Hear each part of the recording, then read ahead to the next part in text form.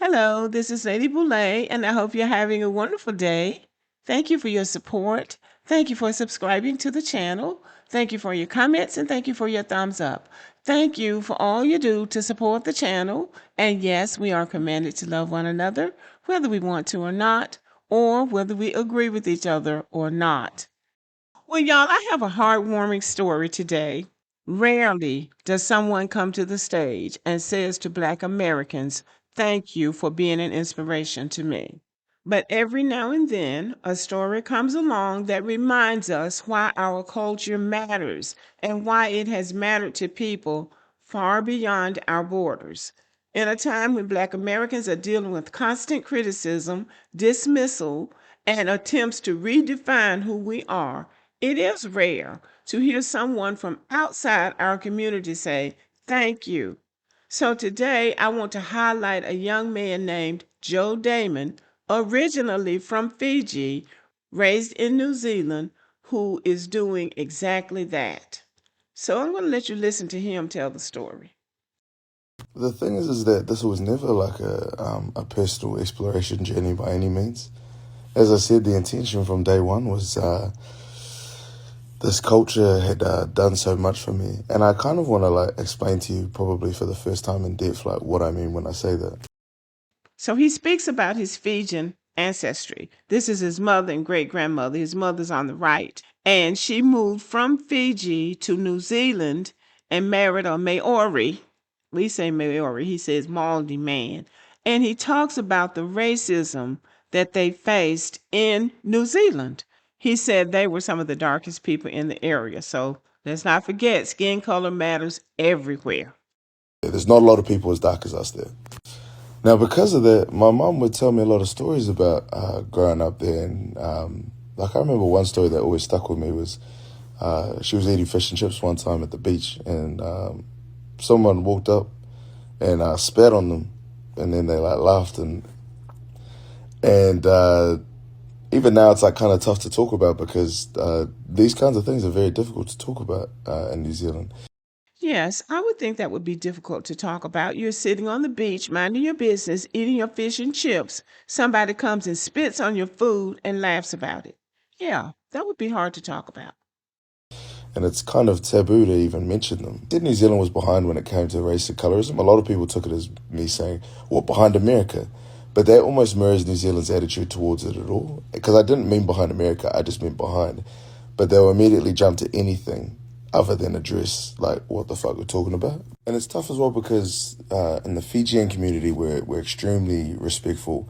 And in turn, like, extremely quiet, especially when it comes to when we've been done wrong. We're a culture of deep, deep humility. And that's pretty typical of how invaders behave. They throw the Bible at you to turn the other cheek. And they do every lowdown thing in the book to you, but you're supposed to turn the other cheek. But because of that, that made it really difficult for my mum to find camaraderie and experiencing what she was experiencing in New Zealand. You know, even she did try to find solace within my father's like Māori heritage as well. This is what my mum's like. Because she knew that it was still going to be difficult to like assimilate to Māori because of how we look, she and this is in like the 2000s, she learned how to make websites, and she made a website that traced the entire genealogy of our iwi, or at least our like section of our iwi, our tribe. A Fijian woman doing this for a Māori tribe. And she did it because her attitude was like, well, my sons aren't going to look, quote unquote, Māori. and they don't speak the language, but they're gonna know exactly who they are and where they're from. So if anyone tries to like challenge them on that, they know. And so when it comes to my like relationship with Te Ao Māori, that's from my mum, I guess, giving me that tool because she knew from as young as I can remember that people were going to challenge me on how Māori I am. So to kind of have this woman who's navigating these two worlds that are very, very difficult, and she's doing it by herself, there was only one thing that gave her any sense of solace or safety that allowed her to express unapologetically how she felt and didn't shame her for feeling that way, and that was Black American culture. And you know, like this is why, like when I come here, it's kind of like everything that I know my mum was like looking for when I came to comfort through her experience, because you know no one was fucking trying to listen to what the fuck she was going through, but like the people out here that have made the things that I've come to say thank you for, and when I say thank you, this is like how deep I really mean it. So that's what this whole journey has been about. That's why this thank you from me is so deep, because this is not a culture that I ever intend to come and claim for my own. I purely came here to say thank you for getting my mother through like the toughest times of her life, and then obviously with me, getting me through some of the toughest times of my life in a world that kind of struggled to understand like what we were sort of going through. Well, his mother came to the right place because we definitely understand racism. But it makes you wonder, what do people get out of being so hateful? What do they get out of it? Is that what it takes for you to feel big and important in the world? To shit on somebody else? It's really sad, but these stories are still occurring all over the world. So we're still inspiring people. So we just got to keep doing what we do.